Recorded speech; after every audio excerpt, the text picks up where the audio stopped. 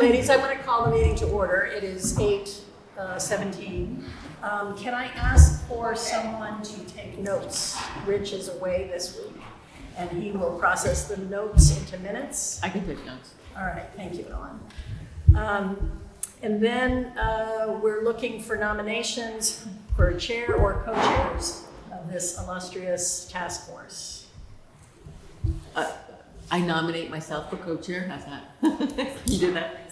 And I would assist you, or Yeah. I would work with you. Yeah. We had talked about that. I'd like to put that forward as a possibility unless somebody else is dying to do it. And if not, could I have a vote on co-chairs? So we need a second. Quackenbush and Lynn Salinger. Do we need a second? Second. Thank you. All in favor? And second. That's settled. Thank you very much. Did everyone receive a copy of the draft minutes? Yes. And were there any comments or questions about those minutes? Does my name spelled wrong? It's only one L. There's only one L. Got it. Not that it matters. It does It's matter. too well Thank nailed. you. Thank you. I will be copying that forever, so it's important. I wonder if I received them. I went through every material. Oh. It's questionable whether I received said minutes. I swear I went through every single document. I think I sent those out a while back. If you saw them, then I did send them out. Oh, it Yeah, is. it's They just did. Like, That's great. and 317 is that you got. Talk into this and Oh, perfect. flip charts. Okay, but please be careful. Death trap. Oh, to turn it off, press this down for 3 seconds. And then turn it off. Oh, I did. Okay. So if there are no other comments or questions, could I have a motion to adopt these as the minutes? I move we adopt the minutes as amended. Second. All right, all in favor? Excellent, thank you. Taken care of. We will correct the name and submit those. I assume they go to you, Andrea? Andrea, do the minutes go to you once finalized, or do I send them? Yes. Okay. All right, excellent, thank you.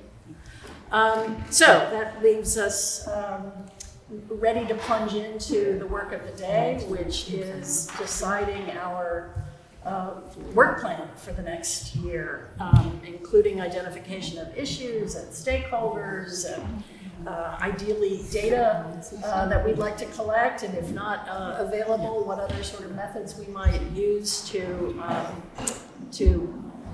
quantify or measure what we think of as effects of the RTE, the residential tax exemption. And I'm going to turn it over to John with his microphone in hand to lead us in that conversation. Great. So looking forward to working through this today. I think we want to do at a high level a few things. I think if at today's meeting we left here with alignment on the high level questions we're trying to answer to try to figure out whether or not what to do with RTE and other secondary measures, other secondary options that would be useful. I think that'd be great. So one of the things I think, big level, what are the high level questions we're trying to address? And then I'd like to try to organize some work groups to start going after each of these groups of questions. We'll get, and those work groups are going to be looking at things like, all right, next order level of questions. Let's really get into what specific data we need to answer these questions. Now, can we get that data or not? And those work groups will go figure that out, come back, and report back, and then we'll do it over and over and over again. We'll just watch it until we get to the bottom, okay? Because there are going to be a lot of questions that are going to come today that we're not going to be able to answer. There are going to be a lot of things, detail, we're probably going to want to get into detail of, but we're probably not necessarily do that today. So I think it's going to be useful, for me anyways, the way that I was thinking about it, I did this for a bunch of years, and had sometimes fun doing it, sometimes not, but I think one of the things for me that was helpful as I was thinking about today's meeting was, again, just stepping back and thinking about to figure out, again, the primary objective of the task force will be the evaluation of the RTE with a secondary focus on other tax relief programs that can benefit town residents. All right? That's kind of North Star for our committee, right? That's what we need to be focused on. So for me, as I thought about that, and these are John Piper's draft questions, not what the question necessarily should be. But I began thinking about, all right, well, first off, what criteria? That's something that we need to figure out. what criteria should be utilized to evaluate the effectiveness of the RTE, right? Long term. So is this thing working? Is RT working? What criteria should we be utilizing to evaluate it today and then going forward? So what are some short-term criteria that we can look at? What are some long-term criteria we can look at? Let's at this point in time not be constrained, as I said, about data.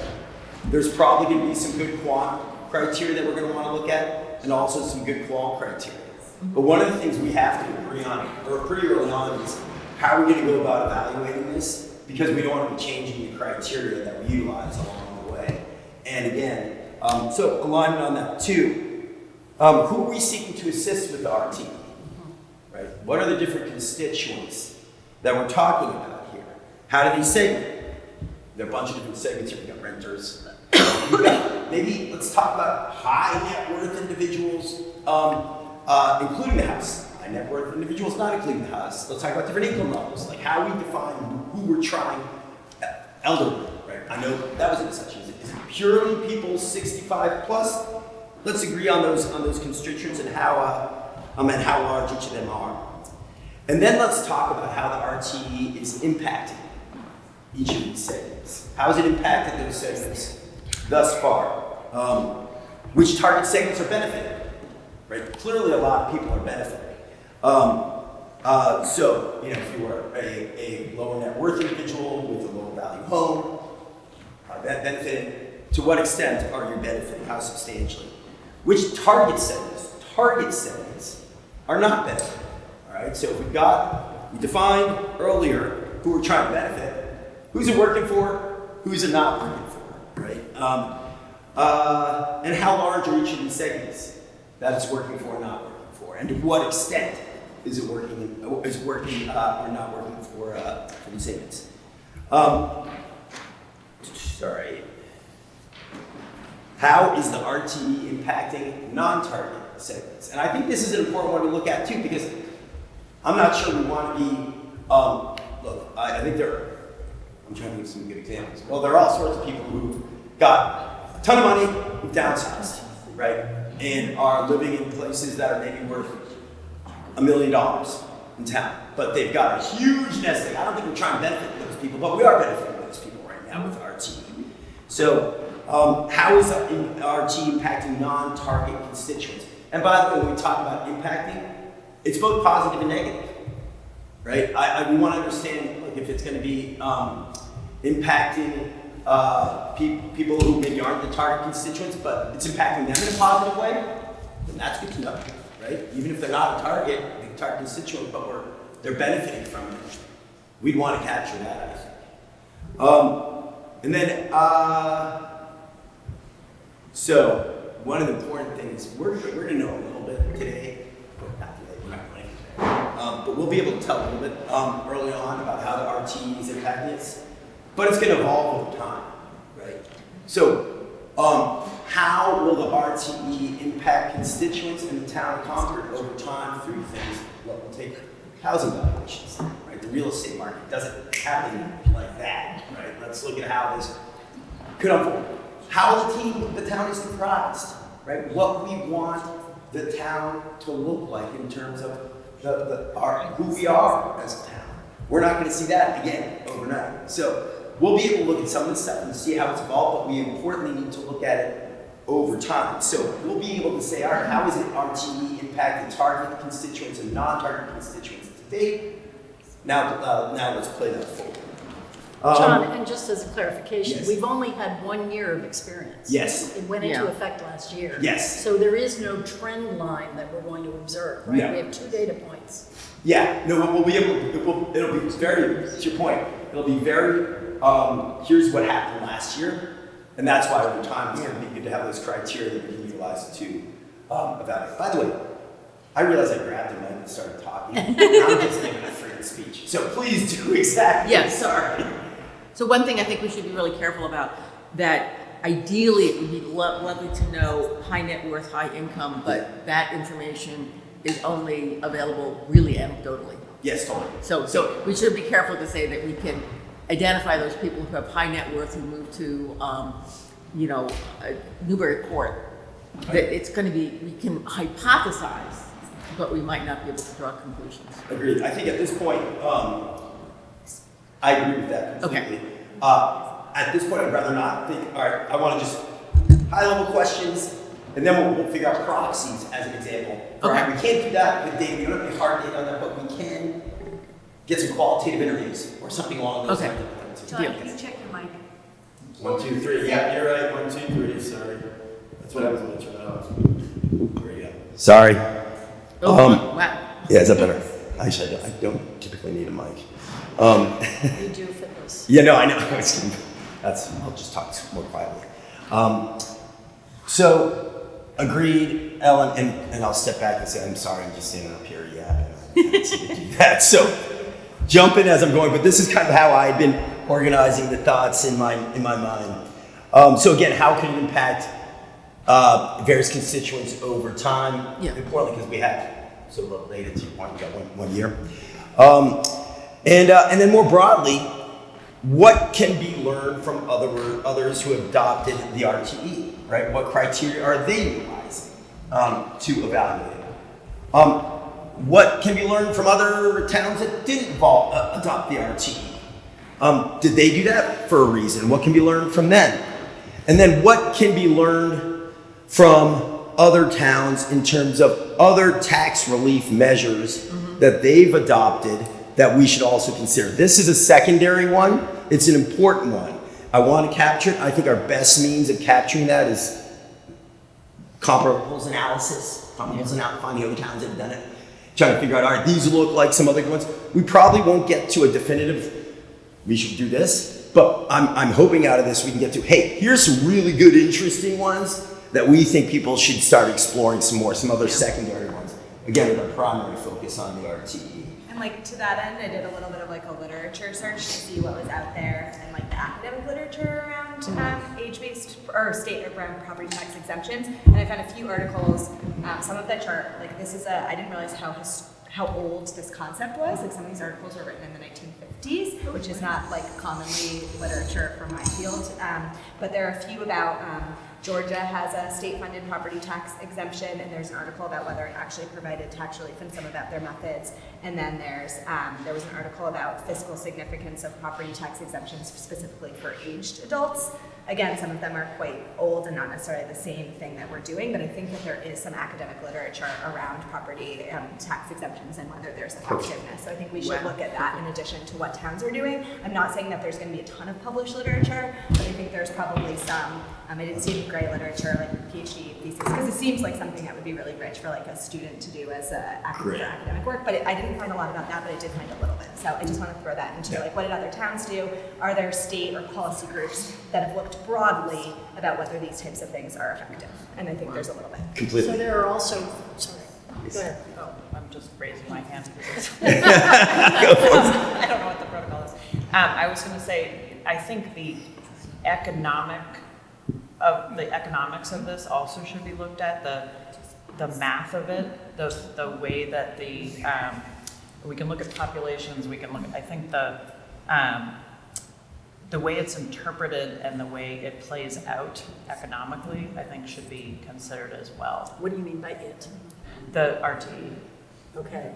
Adding a tax like this versus doing other types of programs, and how they benefit the whole versus individuals. I think there's more to the I want to say the umbrella effect of this. It's not we're sort of pinpointing populations versus looking at, across town, is there a way to motivate people to get the economics right on this? Yep, makes sense. There are lots of different approaches. What other approaches are people using to achieve the same end? And this one's very targeted. Is it broader? Let's raise all boats or something along those lines type So idea. one example of that, for instance, is the seniors' decision to downsize or to move out of Concord is affected by, in my mind, I'm seeing an equation with lots of different independent variables. Property tax changes are just one of other variables, right? Family considerations, health considerations, geography preference considerations. I mean, there are a lot of reasons why people might leave Concord, whether they're being driven by the property tax increase over time, TBD, as we talk to people. Yeah. To your point, I Apparently there are sort of 8, I was Googling and researching what are the reasons for people to move homes. Apparently it's called the 8 Ds in the academic literature. It's death, divorce, downsizing, disaster, debt, default, deployment, disability. Those are the when is the kids go to school? Do kids go to college? Well, that's downsizing. Oh, down. Oh, So downsizing. it's death, divorce, downsizing, disaster, debt, default, deployment, disability. And when you look at those, really, most debt and default are the 2 about finances. The other 6 are contextual things in someone's life that we really aren't going to be able to control, regardless. We could have taxes, taxes, right? And it doesn't matter if you. I think our approach, I think our approach to analyzing it will be challenging. To your point, but we'll get through that. So I just wanted to highlight in response to what I said and you said.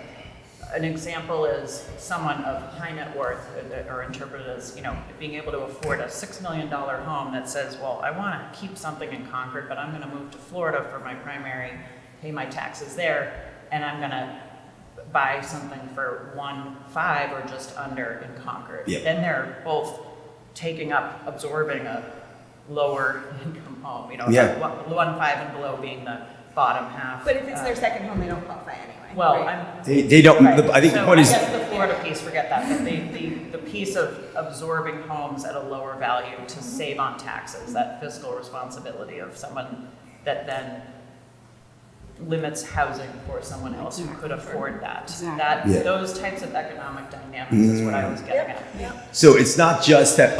Not only do we, as part of that, not only do we benefit a constituent that we're not trying to benefit, we actually also take something away from the constituency we're trying to benefit because we're increasing demand in that $1 million market. That's exactly right.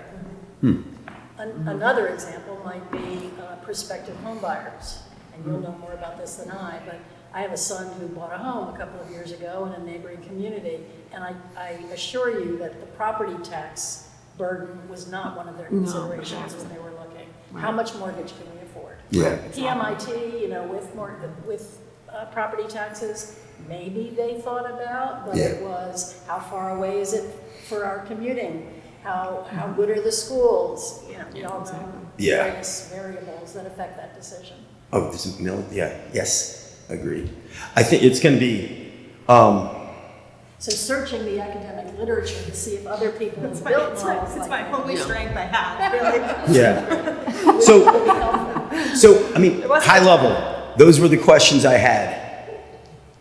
Do those sound right?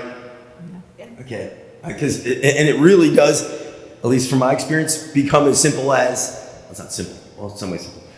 Organizing work groups around some of these things and breaking apart, right? Because we're not going to be able to answer these questions. We'll have great long discussions, but we're not going to be able to answer any of these questions in this group in this meeting because there's too many other things we're going to want to research. So another way I thought about organizing going forward was to think about what the final report outline should look like that we have to submit to the select board. Yes. And as I started putting section topics together, that then kind of suggested to me what some of the working groups might be. I agree. That's how I ended up with literature review because I was like, well, surely we have to do this first. Every good report has a literature review, right? But an overview of the Massachusetts laws regarding tax relief. That has to be because we're being asked to explore what the different options are in addition to the property tax exemption program. An overview, obviously, of the Concord programs and what the uptake has been over the last few years. Data to describe what do we mean by economic diversity in Concord.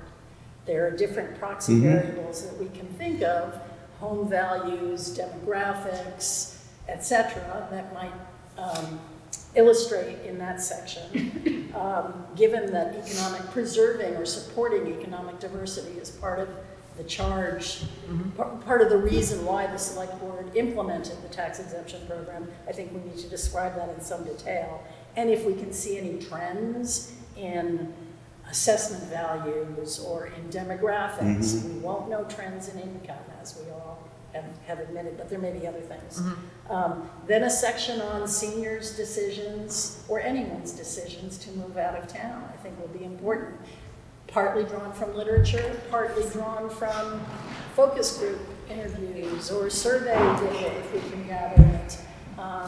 I had said to Ellen earlier, I was thinking in addition to the stakeholders we've talked about already, talking to people in the assisted living communities in our town and understanding what drove their decision to downsize could be useful. You mentioned that the Council on Aging might be available for us to have a focus group discussion. So that's another section.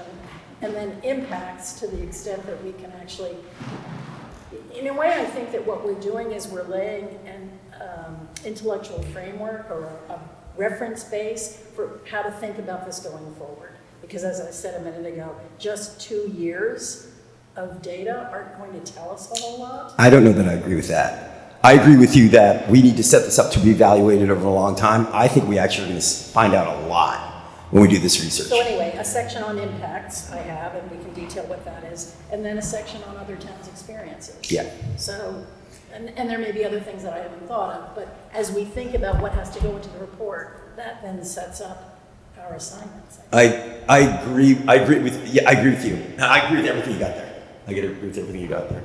I think it's just a question of how we organize it. Yeah.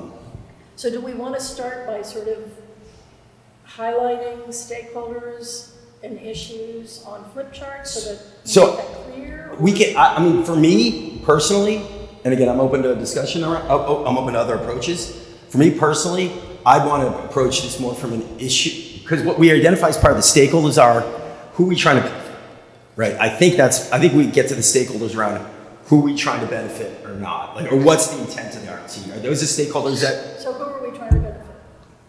Seniors, I thought. Well, we kind of individuals. I think it's also seniors / I think it's seniors and young families, because I would put young families in too, because that's part of the diversity. Oh, please, sorry. Thank you. I don't know, but What I that's said not we the did. select Yes, board. go for it. I don't think young Sarah, families tell was part of it. I don't think, Seniors. young families is part of the select board's charge though, wasn't it? No, It says economic diversity and seniors, that's what it's called out. Oh.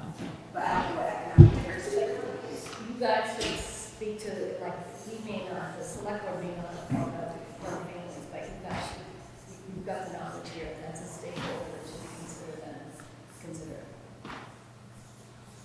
Okay, so we're not necessarily, when we should be constrained then necessarily to, Yeah, I mean, this quote unquote economic diversity, senior living was a statement out of minutes from 2 years ago. Okay. So I called it out. Yeah. But I think young families has come up. okay. So seniors, low-income households, households with young families. Well, yeah, okay. So that's a question, low-income households actually. Okay, yeah, all right, fair. That could be, I would that say- could be under income as well. Yeah. Presumably, Yeah. yeah. And generally, this type of thing is focused on, These are not, these could be exclusively, these are not. There could be Yeah. other. yeah. I live in an area in town where there are lots of non-low-income young families. I don't know if this is a Yeah. stakeholder the select board in Concord was thinking about, but in other towns where they've looked at these sorts of tax breaks, it's being able to have someone who's on the police force or teaching stay in the community. So, So it's workforce housing. workforce, yeah. It is a goal for the select board, I don't think it's a Okay. stated goal. But I mean, that's Okay. also a really good point in terms of what are the other factors Yeah. that influence people's decisions. It's the availability of houses by price range. In the middle is something that's really missing in Concord. Yeah, I think it's a really good point. I mean, for example, our kids went to Concord Children's Center, and almost none of the people who work there can afford to live here, Right. right? So, I mean, and that really drives us being able to hire. And childcare is very needed in Yeah. Concord, so being able to hire is very critical. So I think this is a really key point, an excellent one. Good renters. Okay.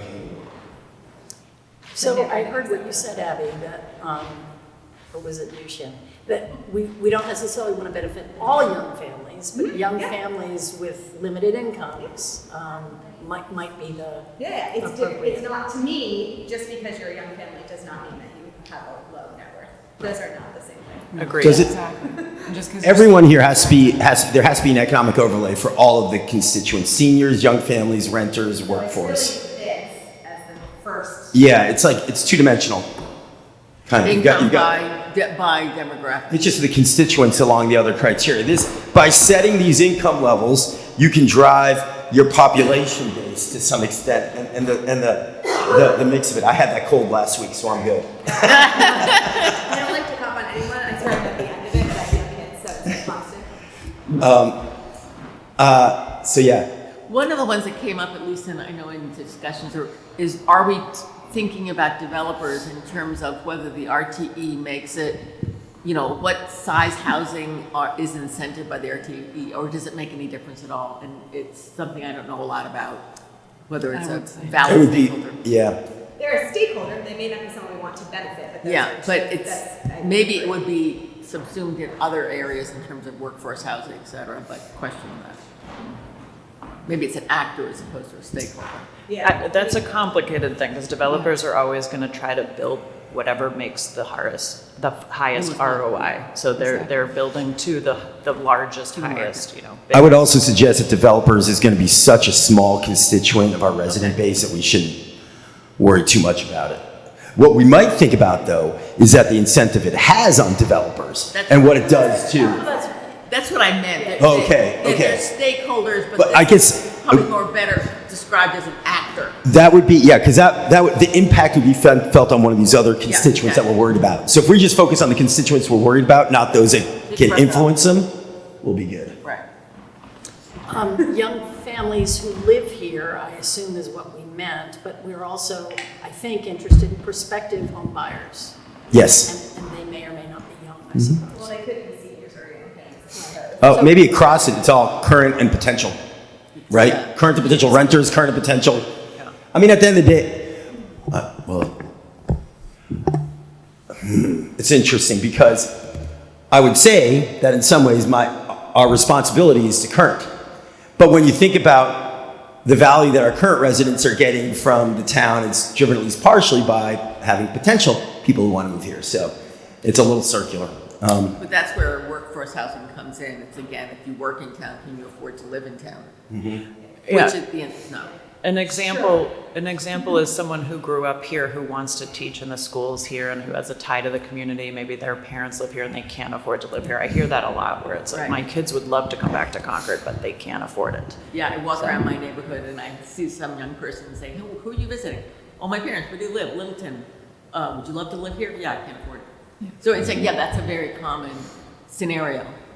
And that would be prospective, who have a tie to Concord. Yep. But again, we're gonna have to figure out the decision process. This is an important distinction I want to pause on right now. What? As we evaluate how well this program is working, I think, although I'm obviously open up, very interested in people's ideas, I do think we actually need to be focused on people who are currently here. Because those are our constituents. Now, the parents of those individuals who can't move back should have an influence, but I don't know why that person who grew up here has any more right to move back here than anyone else. Okay, I respectfully disagree. I think that the diversity argument, which is one of the motivations of the select board, can be keeping people here, but it also can be attracting people that have some stake, some knowledge of Concord to move here. So I think it's both. Implicit in that is saying a structure that disproportionately benefits people who grew up here. No. It could be people. Okay, I think it's the weeds. I think that we'll find this out as we go along. Okay. Ultimately, though, I mean, maybe this is obvious, but like, we could do a lot with tax relief, and ultimately, it's not probably going to make a big enough difference for somebody who can't afford to live here Exactly. to move into town. 100%. Like, we could basically make it tax-free to live Exactly. here, and if it still costs $2.2 million Right, as a exactly. median home price, Right. we're not going to incentivize people who make $60,000 in But childcare to move here. I think So, it's like, okay. But I I think would you love need, that to be the case. I'm not saying I'm against 100%, that, but it is 100%. not the main driver. okay, but I think we need to. I would just say, look at it and then put it aside as to taxes the RTE is not going to be a big enough impact. But I think for completeness, if we don't, like you see, in terms of the table of contents, I think we have to address that. So I just want to, I want to make sure I understand. Are you saying that residents of Concord get value? Well, if I'm someone who's, because of it's a more diverse, obviously more diverse population base, and part of what drives diversity within Concord is having people with knowledge of Concord who grew up here to come back. No, I don't think it's got to do with knowledge of Concord. It's just people coming in who would come in and have a different demographic profile than the high versus low. Oh, yeah. Sorry, the whole point, yeah, sorry, I misunderstood. I misunderstood what you're saying, Ellen. What you're saying is, look, we want to make sure there's a tax base that's low enough that can attract all people.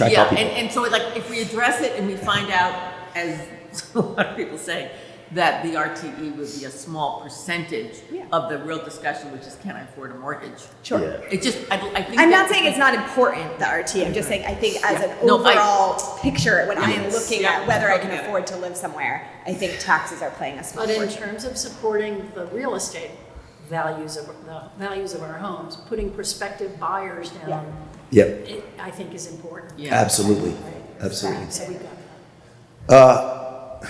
Okay, it's when it's so like in my mind, it's prospective buyers, but prospective buyers only matter because they impact current owners. Right. Yeah. Yeah, I get that. So the And stakeholder I'm care. not limiting it to people with historic roots to the town. Yeah, I it mean, just, it's it's a anyone. possible part of young prospective buyers could be people who feel connected to Concord, they may not. But they also could be, prospective buyers could be young families, they could be seniors, they could be low-income households, they could be high net worth individuals. Yeah. And then in terms of groups of people we want to touch base with, realtors, I think, is another group that we need to. But again, realtors. Sorry, let's talk with stakeholders. How are we defining stakeholders? Yeah. Is this people we're trying to benefit with this program, or is this people we want to talk to? Because Right. those are two different things. To me, a stakeholder is like anyone who has an interest versus a beneficiary who would be like these others. But that's, I think, semantics, and I don't want to get Yeah, into no, semantics. Yeah. this is important. No, this is important here because this is what I'm trying to get. Like Because a I'm getting tripped up on beneficiary this. of the program would be different than the people who are like interested in its vitality. You might Totally. be interested as a real estate agent in its vitality, but you're not a beneficiary. Bingo. And I think we're trying to get to beneficiaries, Okay, right? I don't know if that's the sort of like term I would use, but I'm not saying that's like correct. I think beneficiary is that. the right So maybe we put a star again next to the ones we think are beneficiaries. But target beneficiaries. Okay. Well, I mean, it's all comes with it's. How do we define it? Yeah, I look at, Is it low income or low net worth?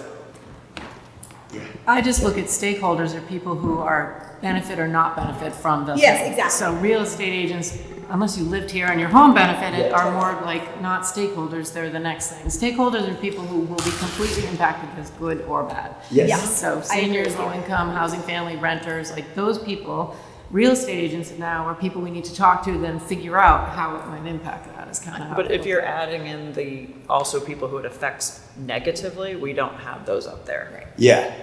Yeah. So we Right, should have, absolutely, we should have 100%. we should have who are we trying to target and benefit with RTE, right?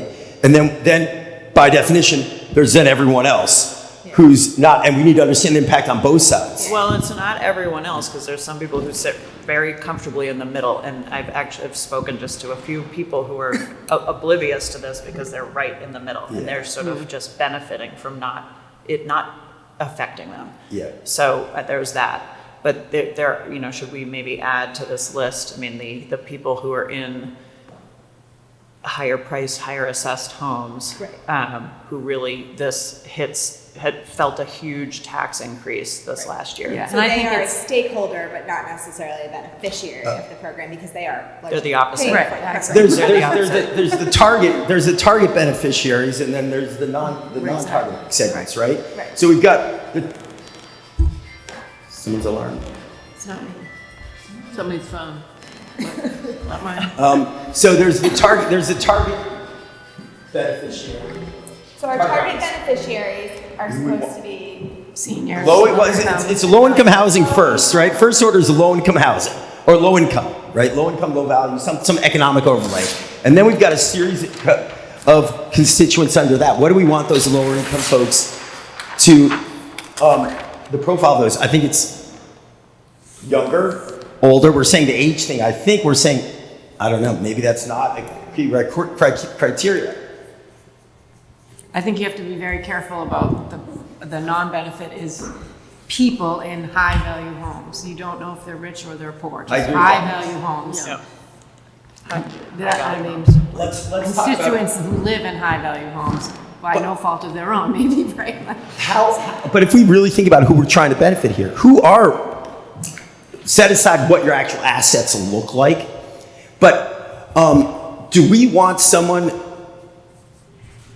I just said set aside what your assets look like, but do we want someone who's got a $8 million house living in Concord and a net worth of $500,000 in assets, which obviously that's like extremely would never happen, but $500,000 in liquid assets to be hit with this program, right? Is that someone we want to be trying to benefit with this program? Well, we Right, also or- might not want to hit them so hard because they are seniors and just they might have $500,000 in an $8 million home because they bought it in 19 whatever year and like they got lucky, you know. So, but we don't want them. Well, and we want to, know, I mean, it's that but question. we could do this all day. Like, we could hypothetically outline every single person and we want to benefit and not benefit. But ultimately, one, how big are those buckets? How many people have $8 million homes that are 500,000? Because are we, like, I don't know. No, there are very few. I was making an extreme example to take some criteria because at the extreme, what we have here are people with non-liquid assets, which are their house. That's one constituent, one group that's got a substantial amount of non-liquid assets. A house is a liquid asset, though, right? No, they would not. Well, people would. I think that's part of the issue here is that people don't see that. Limited income or limited? But a lot of assets are limited income. That's right. A lot of assets are limited income, and then there's going to be So we want to. Do we want to benefit those, right? And I don't know. And obviously, there's the people low assets, low income. We want those people. Give us them, right? Those are the people we want to try. So I think low assets, low income. I'm thinking about this differently from some folks. I can tell. I think generally there's a lot of nuances that we can't cover. We'd want to generally sort of figure out what groups we want to talk to, but there are the people who own high, homes that are assessed high that are contributing a tremendous amount to this town, frankly, who this dings hard to, they want to move out of town because it's such an aversive tax situation and they're not going to continue to benefit the town the same way. So there are different reasons we want to just think about these groups that are not beneficiaries that are assessed high and are getting hit with the RT. I agree. I think there's going to be. It's not really an income we don't need to know their income. It's more the, High worth real estate. it's high, homes that are assessed high, who are the people that are going to be the opposite of the beneficiaries, basically, I put what's them the on the other word? stakeholder side, but the non-beneficiary side. Non-beneficiaries. I reworked this hopefully to reflect But we've our been conversation. tasked a little bit with like talking about who it also hurts. Like, so in the benefit of what it does benefits, does it also too much hurt? So that Right. is part of the whole thing. Yeah. It Who should be who does part it hurt? This is who we're Exactly. trying to target, right? Let's ignore for now what the impact is of these things. This is who we're trying to benefit with the RTE, right? And then we're going to have to say, all right, so by definition, everyone else, we're not trying to benefit with the RTE, right? Regardless of what's happening, they're not part of our target segment. And I want to make sure we've got up front, this is who we're trying to benefit. So, I mean, other stakeholders we want to talk to and so on, that's important, but that's going to be more approach. For lack of a better word, that's how we're going to go about answering these questions. But we need to decide, we need to define who we're trying to benefit here. And I think a secondary part of it is, are we benefiting the town through this RTE? Is this actually accomplishing the goal of what the select board set out to do? Right? I agree with that. I totally agree. But to figure out whether or not we're accomplishing it, we have to figure out who we're trying to accomplish it for, right? Like, I don't know I can't figure out if we're benefiting, if this program's working or not until I know who it's supposed to work for. And I don't know who it's supposed to work for right now. I think it's seniors with limited means. So only seniors. That's the charge we were given. There may Yes. be others. Okay, Exactly. only seniors? Well, we did say. And how do we define seniors? Exactly what you said. It did say That's a very economic. good question. So let's just pause here. So, Because in another report I was looking at over the weekend, they were defining them as people over 80. Oh yeah, that's the oldest old in my field.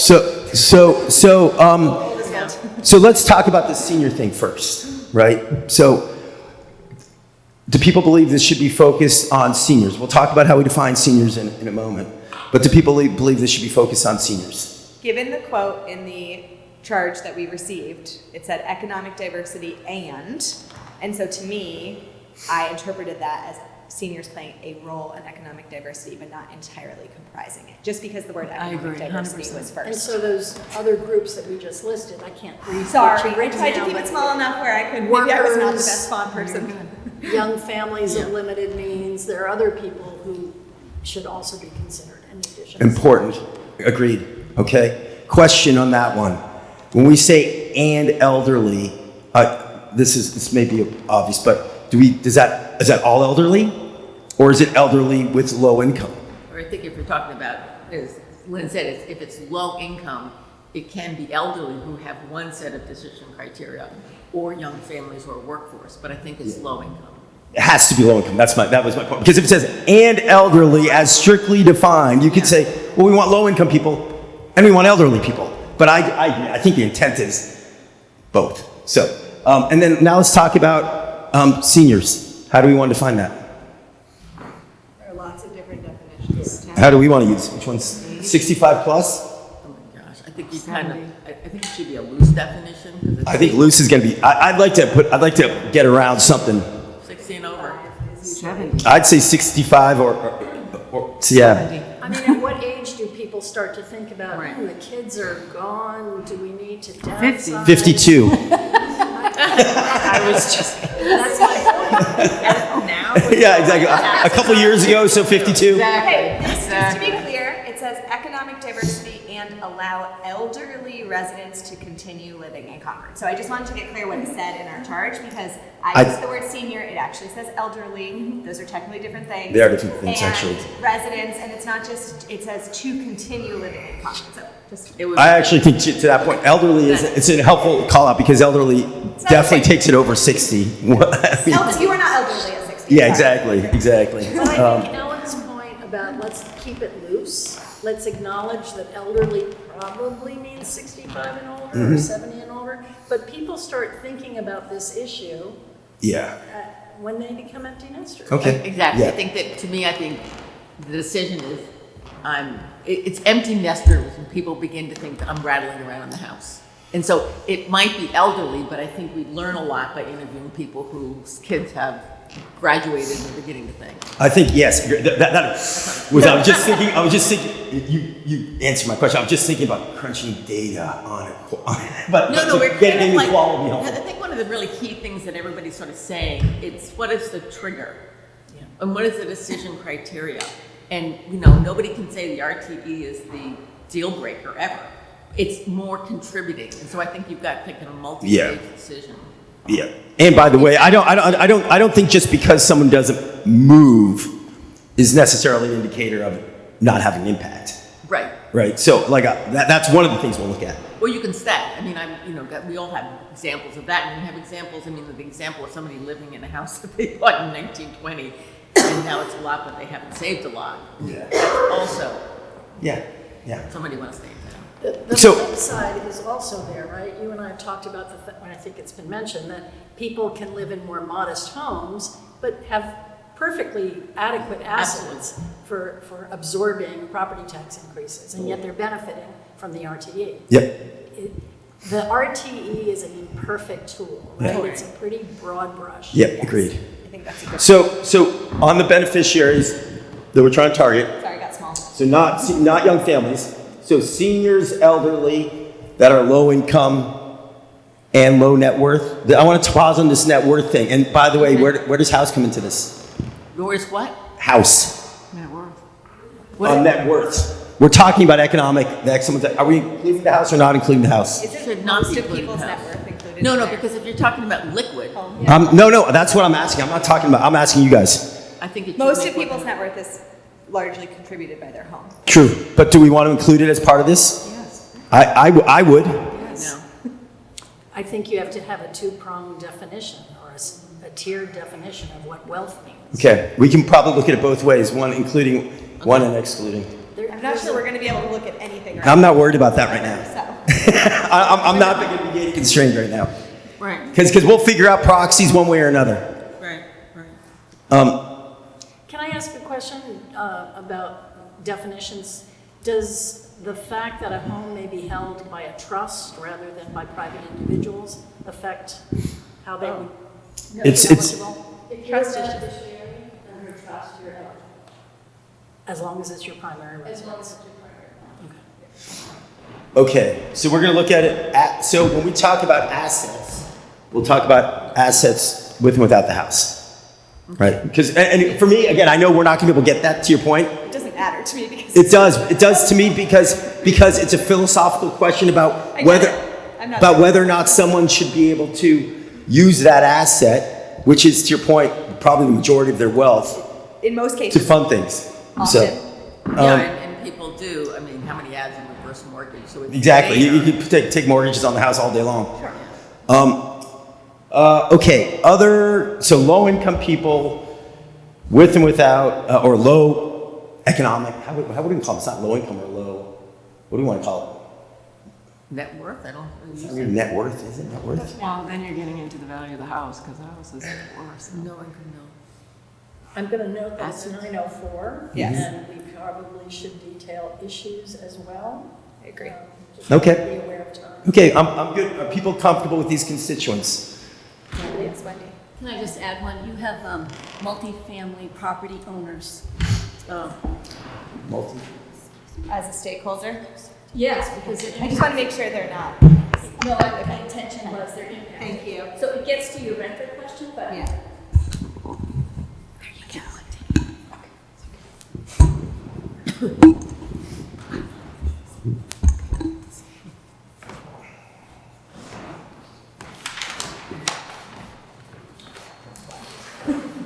Okay. So, Lynn, to your questions, to your point on issues, to me, and again, don't we now need to just figure out how the RTE to date has impacted each of these constituents and how it impacts the other constituents? So what do we mean by impact?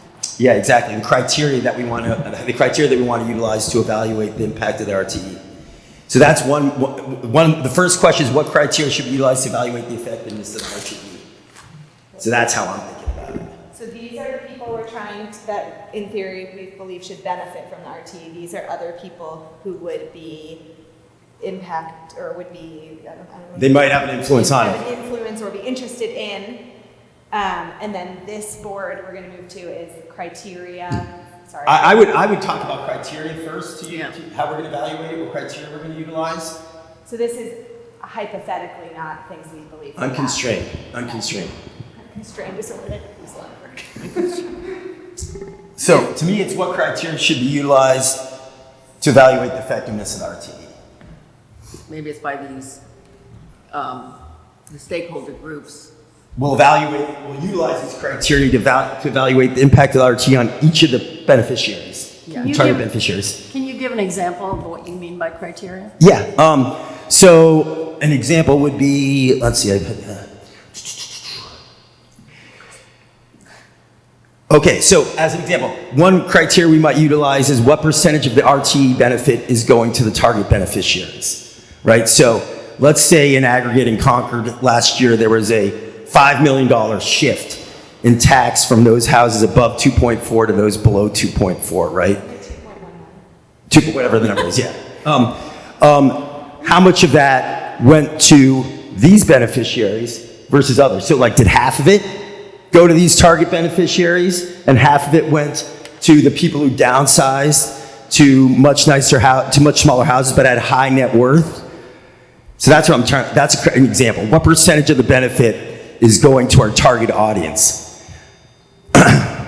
All right, so It that's was hard to one do. I think issue. it's also too, the movement. How are we going to evaluate it? Yeah, what's another one would be, are we achieving, if we have a target mix of our population, how are we doing in terms of achieving that, right? Research questions?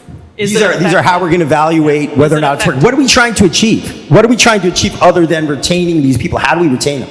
So how do we define effectiveness? Yeah.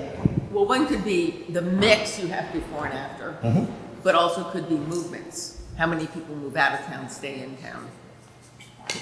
I think, to me, part of what's going to determine whether if the RTE is shifting a lot of dollars, but it's not shifting it to the people that we want it to shift to, I don't think that's good. If the RTE is shifting a lot of dollars and it's going to the people that we want it to, that's good. So to me, that's like first order question is That's the efficiency of the program. exactly, is it effective? Is it going to, is it hitting these people or not? And if it's not, who's it going to? So that's, all right, so that's one issue. Yep. So are the beneficiaries benefiting? Yeah, and flip side, what's happening to the non-beneficiaries? Right. Right? So are the beneficiaries benefiting? How much are they benefiting? How many of them are benefiting? And then, oh, guess what? There's this other group that's really important too, because they also live here. How are they being? Well, some of them are benefiting. Some of them are not. Let's figure that out. So let's just characterize the impact of the RTE quantitatively as much as we can. So this was the dollar shift, and this is what we're starting to see out in the market in terms of house valuations or whatever. And this is how it's impacting valuations over $3 million and impacting houses under $1 million. I know we're not going to get that data, but theoretically, that's what I'd want to be able to do. And start getting at, all right, how is this working? But the ultimate impact is whether people stay in town or not, or whether, it's kind of like the dollar shift, the impact on housing valuation. Then I think that at the end of the day, and it'd be, hard to do cause and effect, but I don't know. Each target, let me finish, Yeah. in each target beneficiary group, have people stayed in town, have people downsized to someplace else in town? I guess I'm not sure.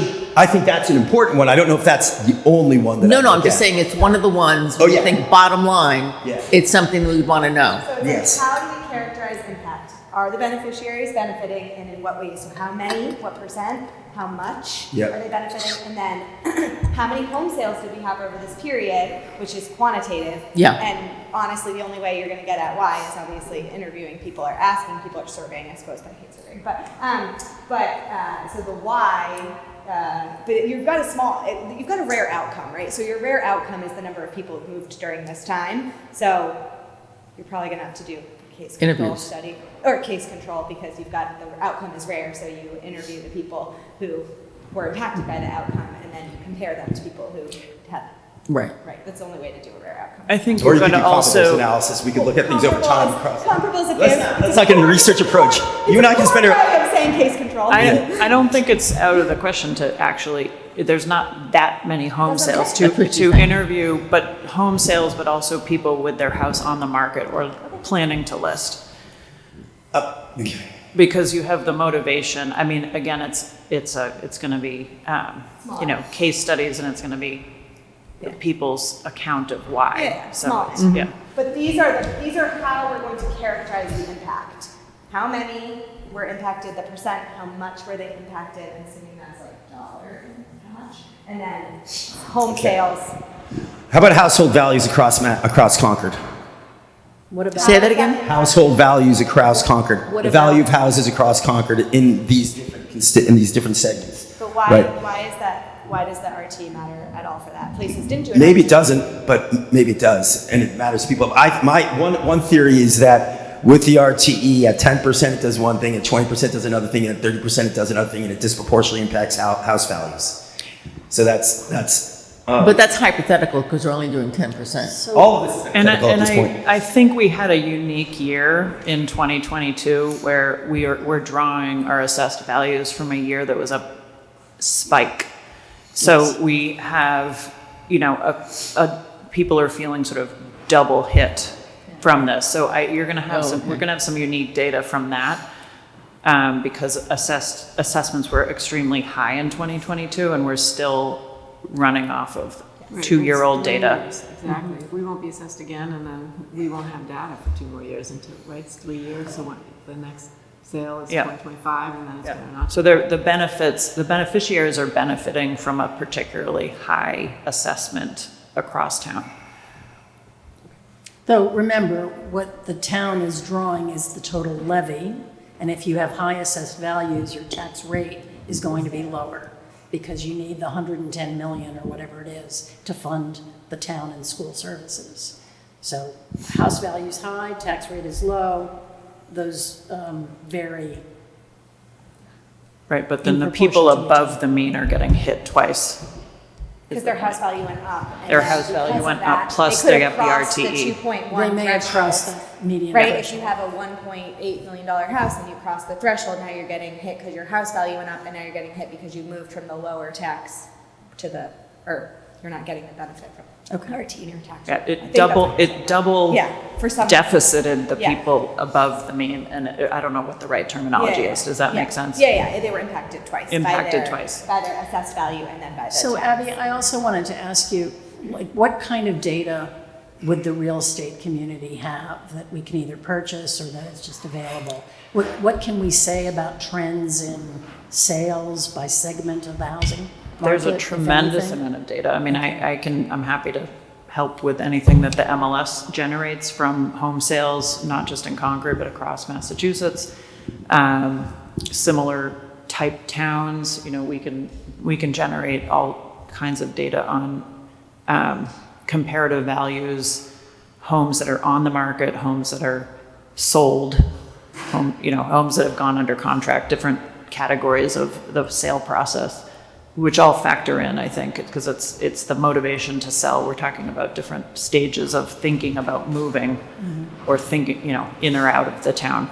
Well, it's also the demand for the lower income, either from, and also, as you already mentioned, that older people might just downsize to the 1.2 million because they benefit.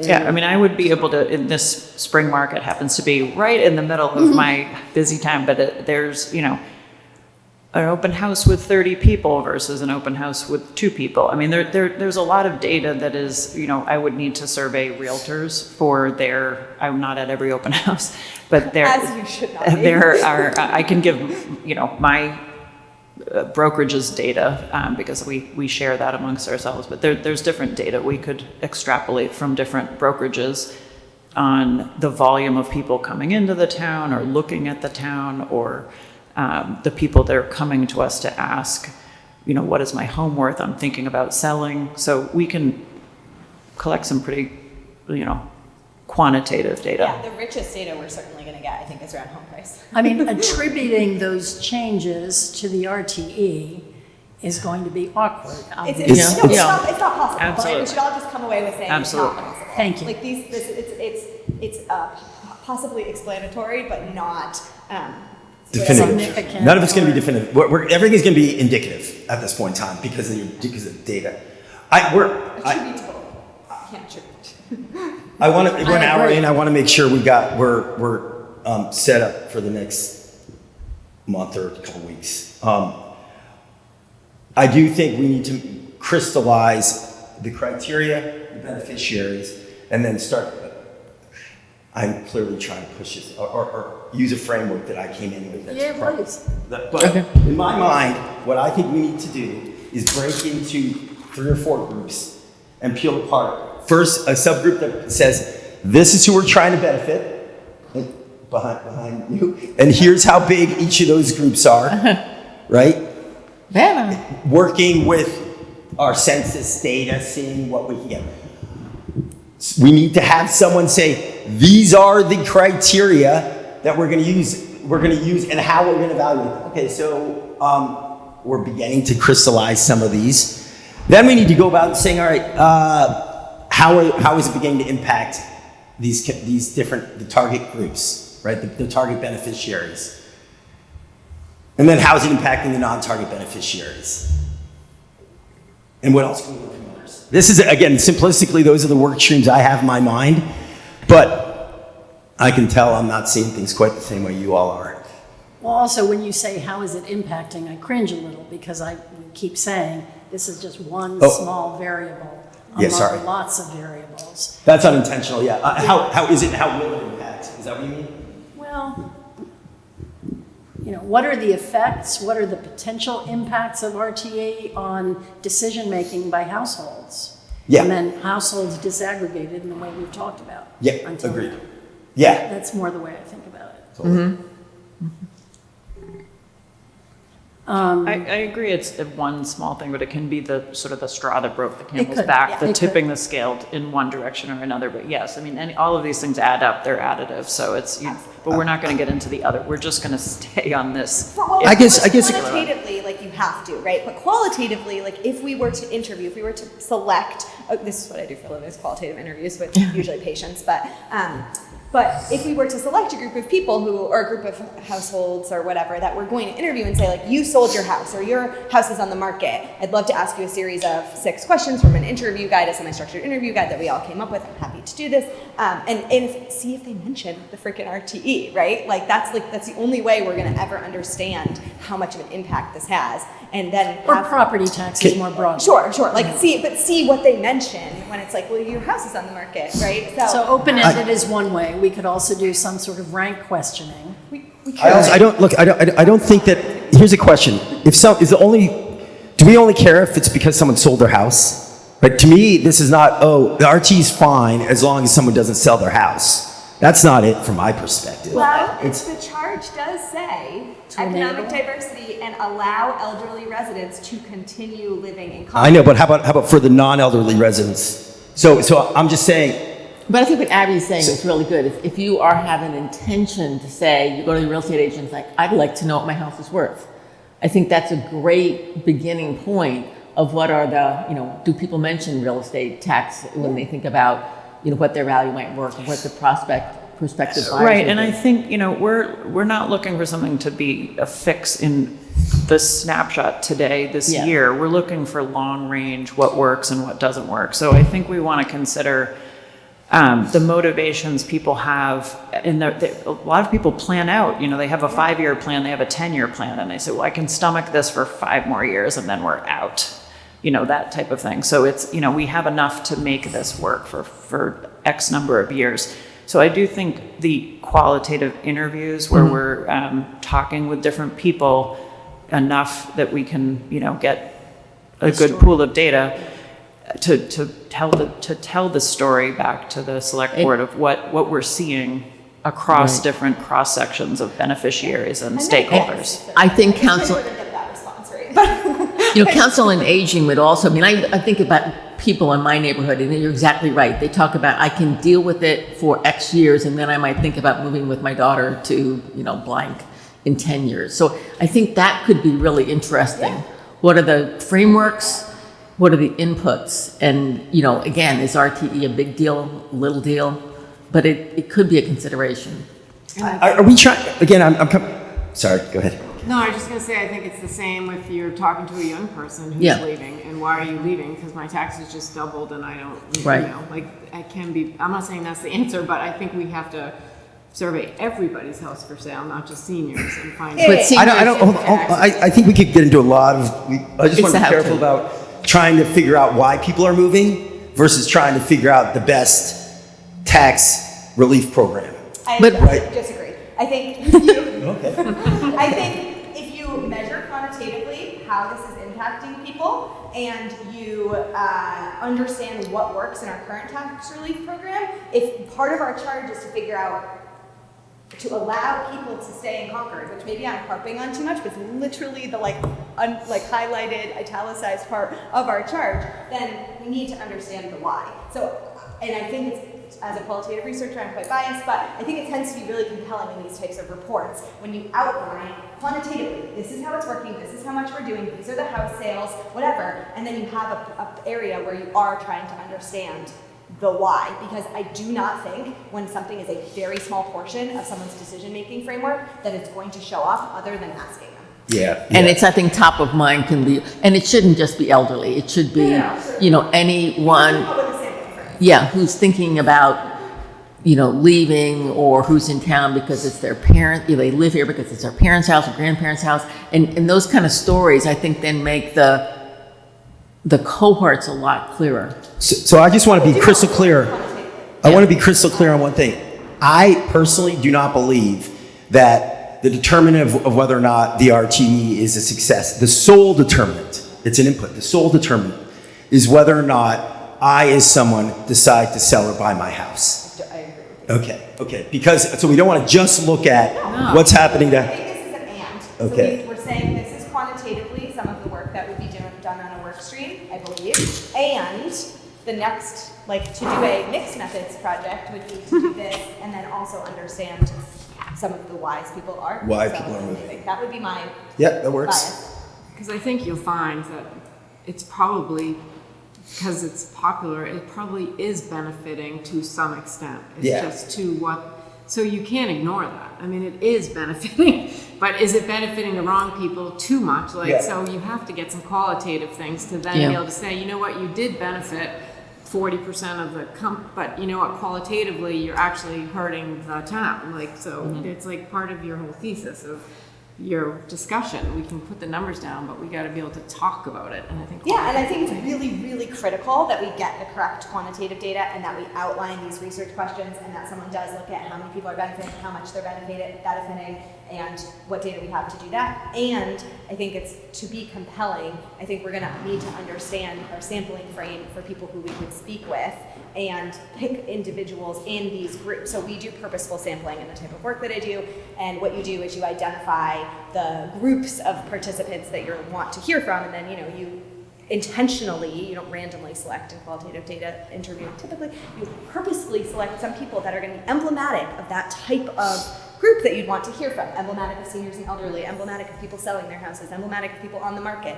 Talk to those people, you ask them the same questions, file the data. We also could interview town individuals at other towns to see what they're doing, and so that would be a different type of stakeholder interview. But that would be my sense of how we get the whys. Do we want to start to think about the groups of us that need to accomplish this? That's- Because that's where I I was think gonna go we'll to- need to circle back to, are we on track? Yes. But I think we have enough to say, we're going to need this collected, we're going to need this, the Yes. task force, the mini forces. I'm just thinking about that. So, yes, so let's start with a working groups or research groups on a new page. I'm going to throw a few out that I've thought of. Clearly, there's a focus group outreach crew that's going to talk to different representatives from these beneficiary and stakeholder groups. A legal review or a program review needs to be done at the Massachusetts and Concord levels.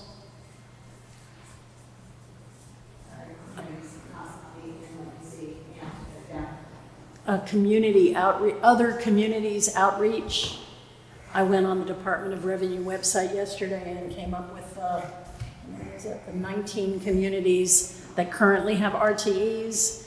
And I looked, half of them are Cape Cod and the islands communities, but the other half are in and around Boston.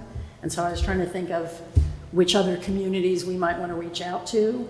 Of that group, Concord has the lowest RTE. It's only 10% that we do, whereas other towns such as Waltham and Watertown go all the way up to 35%. So I don't think we have to interview people from all 10 communities, but one or two other communities we should So talk other to. communities that are currently have an RTE. Correct. So Yes. comparables. Also other communities who and don't. others Who who don't. considered it Yeah, who didn't do who it. do and don't. Right, exactly.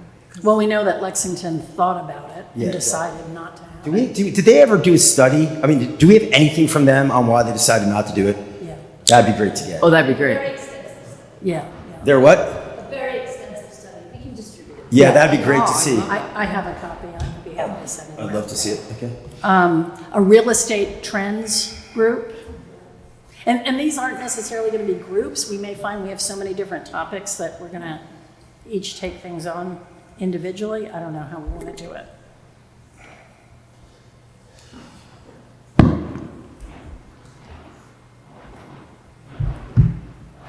We also need a map, there needs to be a math in there, like Oh, that's, this is all. quantitative. Oh, you did? Models. I thought we were doing qualitative. There's both, makes sense. I think Sorry, measuring Miss- in a quantitative way is going to be near impossible. Well, you could like, It's not, let's How just, many, how much? let's figure it out. I know we said that in a hypothetical way, but there will be some data we can present, I'll leave it Yeah, at there that. has to be something, Yeah. even if it's very. There has to be some- Now, I was thinking in terms of econometrics, so. No.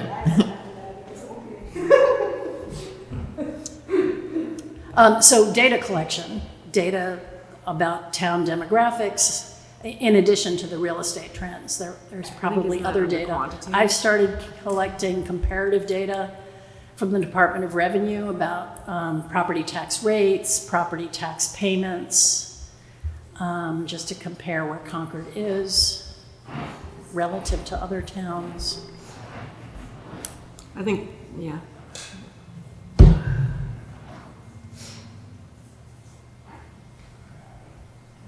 What else? When you did your outline, you had some the first couple of sections. I want to make sure we hit on. Yeah, so obviously the overview, we've already covered, overview of tax relief programs and uptake in Concord. Data to describe the Concord's economic diversity.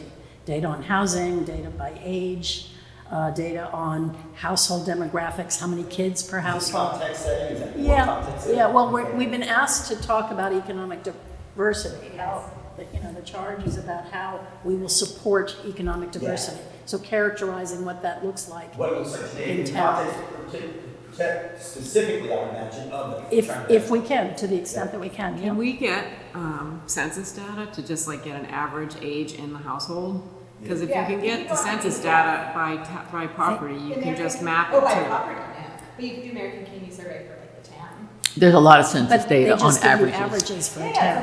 what I'm saying. I wonder also if the group working on what is going to happen around the prison Route 2 area has done anything that might overlap with us, because they're also trying to make decisions on what to do with that land. So there may, we don't want to repeat what's already been done. There may be some of this that exists somewhere in a recent survey. The in-town census has date of birth as one of the variables. Right, so can you get like the average, like date of birth per property so that you can then just map it to the valuation and then just, it's pretty easy. I feel like you should be. So like if you say that like, Did you you know. talk to Carrie about that? I'm sorry, can you repeat what you were asking? Can we get census data? Yeah, Per for, property. no. Or just an average age? You can get average, but it can't be So you attributed to could an say the address. average age of like some address on Adams Road is X, like 12 Adams Road, the average Well, you age can is do 12. certainly anything. But let's not get Okay, too much William. of that. Tell me this again, we're getting. I'm just wondering if you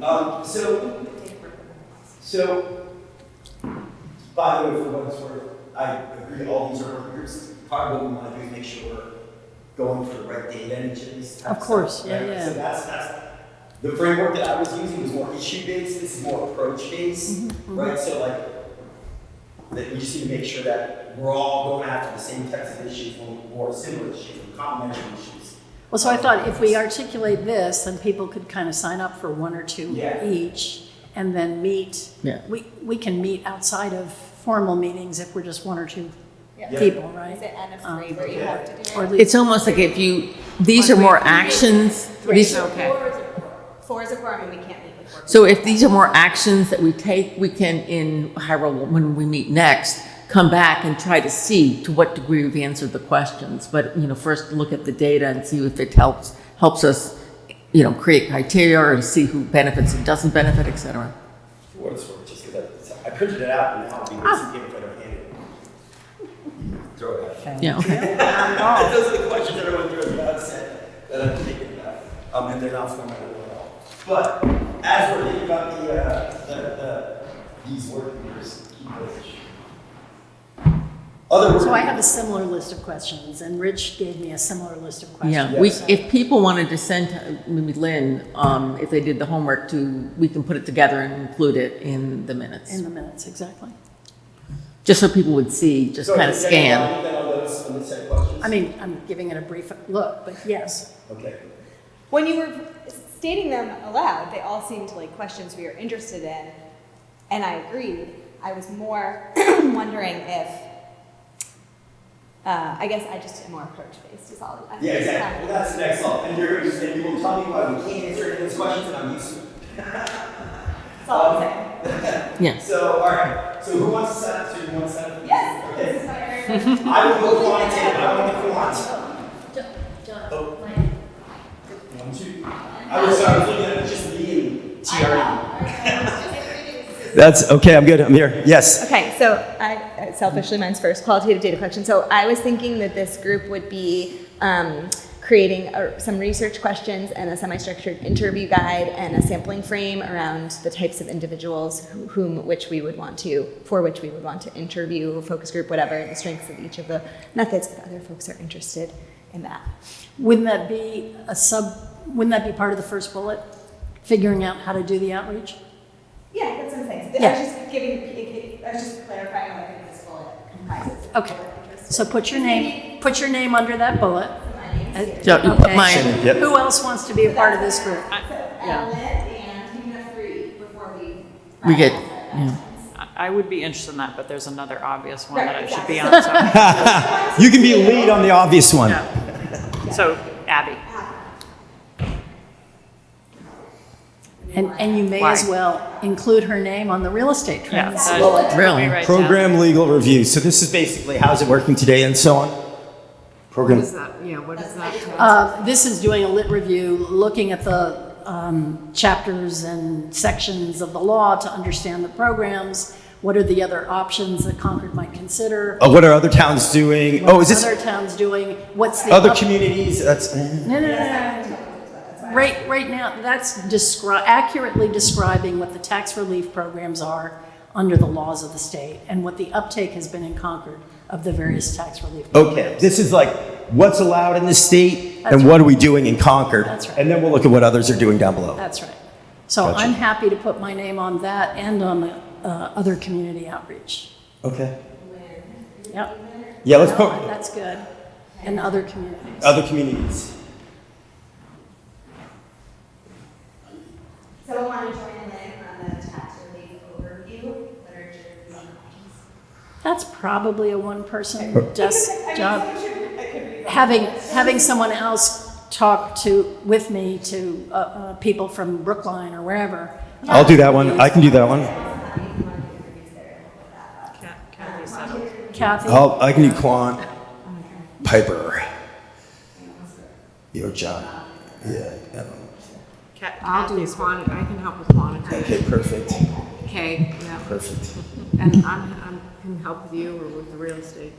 Great. Perfect. And then you can put me with Lynn on the other communities. Mr. Feely's off the committee. Kidding. What should we put him up for? Sorry, Kathy, did you say? Yeah. I'll Yeah. help with that. Yeah, we also have Rich to draw on. Rich, yeah, exactly. That's what I was going. Oh, Yeah, Rich, we'll yeah. put Rich. Do you want Rich to? Is it helpful? I don't know. You know more what needs to happen here than I do. Yeah, he might be a good one to put on Okay, so we there. put Rich with Lynn on here. Wendy, wasn't he, or isn't he on the housing board? He's Yeah, on the- so- Property tax. What is that? I can do demographics. What is that? That was data collection. So That's kind of be across all this stuff, isn't it? Yeah, I would have looked at property tax review with quantitative data. Yeah, like I would put that up quantitative there. So you can impact. probably maybe we don't need this one then. I would put that under quant. I agree with Kathy. Okay. Okay, so we've got. Okay. That could be under, Same. under quant, Yeah. current state. Whatever numbers we can get to describe the town. Wait. Okay, so we've agreed. Oh, I suppose as part of this, we'll try to say. Okay, I'm good. Okay. So we've got qualitative, Shannon, Ellen, Abby, program review, Lynn and Rich, quantitative, myself and Kathy, other communities, what they're doing, myself and Lynn. And if you want, I'm happy to help with it as a meeting want to interview some of these people. Okay. I don't have to be the interviewer, but I just am very comfortable doing it. And then Abby and Kathy as real estate trends. Who? Rich. So Rich is a little light. Well, let's send this to him and he can decide. Yeah, I like that. That's great. Yeah. You don't Then need we me. have to, schedule a time to Add me into the We quantitative. divide it in half. Shannon, add me into the quantitative too. Oh, yeah. Perfect. Right here. Perfect. I think this is a great start. I suggest that between now and our next meeting, which is 2 weeks from Yeah. now, these groups have a phone call, a Zoom chat, however people want to meet for coffee at Neshoba, and figure out an approach, and then report back in our next. Totally meeting in agreed. 2 weeks. So we'll have, and is that an hour and a half or hour and 15, something like that? Hour and a It's half, the same. just like- It's Hour and a half? Okay, so each group has like 15 minutes to report back on what's been going on. Yeah. Okay. Do we want to have it, let's just notionally, Shannon, do you mind taking prime on this for now? Taking, sorry. Lead. Yes. Cool. Lynn, you'll coordinate with Rich. Sure. I'll reach out to you on Quan and whatever. Lynn, unite. We're good. All right. All right. Sounds good. Sure. Anything else? I'm traveling. What else has to happen formally to close this meeting? We need talk to- about scheduling. Well, scheduling, and then I need to leave a few minutes for public comments in case anybody wants to Is anybody on? offer suggestions from those who have been with us, but they may have all left by now. Oh, all right, then we're good. So we have the next meeting scheduled. Do we want to just go to an every 2 week schedule, at least until the end of June? I'm fine with that. And I'm good with whatever time works best for people. I know that people were talking about different times earlier. I don't know if this time is tough for some people who are working or I don't, or what. This isn't my idea. Every time is Just tough. every Monday at 8:15 is hard because I actually am missing a formal meeting. Oh, that's not good. But We it's- shouldn't make them do that. There are other times. Yeah. Yeah, but. Is the if time we could- slot good but a different day? Depends, but Yeah. I'm better off later in the day or afternoon or evening, any other time than 8:15. But I can do this if this is what works for the bigger group. every other week and we set this a normal schedule, it's a pretty good time. Yeah, I can move things around pretty easily to, as long as it's far enough in advance. I just have to if it's a time where I regularly have meetings, I have to clear those meetings, Sure. which takes usually a month with my schedule to Yeah. get rid of meetings that are Yes. there. My afternoons, because I pick up my kids, I pick them up by 3:30 or 4:30, depending on the week. So that's usually I work, so I can't do afternoons. yeah, so that's hard for me. Kathy, what do you prefer, morning or evening? Either, not middle of the day. Yeah, no, I I understand. prefer 8:15 or 7 p.m. I prefer. I think a we're random more evening. flexible, I can do anything. Yeah. so you all tell us. Okay. 8:15 or 7 p.m. are my choices. Either of those can work, just the Monday. Okay, so 8:15 let's make it a does not different work, day. So, Okay. Yeah, I can do. And there's nothing magical about April 14. We can switch that to a different Yeah, day. I mean, Tuesdays are my kids' half day, so I prefer a Wednesday or a Thursday or a Friday morning. Yeah, Wednesday I have a class in the morning, so Wednesday isn't good for me. But- Thursday, can Monday, we Thur- do Tuesday at 8:15 or no? Yeah, because that's my kids' half. Oh, that's your half. So, so 'cause then my Thursday or parents- Friday would be better? I can do Wednesday, Thursday, Friday. Let's do Thursdays at 8:15. Thursdays at 8:15. All right, starting with our next meeting. So we'll switch. Okay. All right, so that's gonna be the date. So we're not gonna do the 14th, we're gonna do the 17th? I can't do the 17th, I'll just have to miss that. Okay. Or maybe we shouldn't change the next one and change the one after that. Would that kill Abby? Since she already has it in her calendar. I can stick with the 14th. If And then that's what we'll we've scheduled around. I'll just, that's okay. So I didn't mean to put you on the spot at that by any means, but I don't really No, care. no, I can send kind of in- took those because I'm traveling between. I didn't want to be Yeah, a okay. difficult one, but the Monday so mornings we'll are going to kill me. keep the after a while. 14th So and let's then keep the 14 and and move then to the May 1. 30th. I have it on my calendar. May Oh, 1. 30, sorry, May 1. May 1, okay.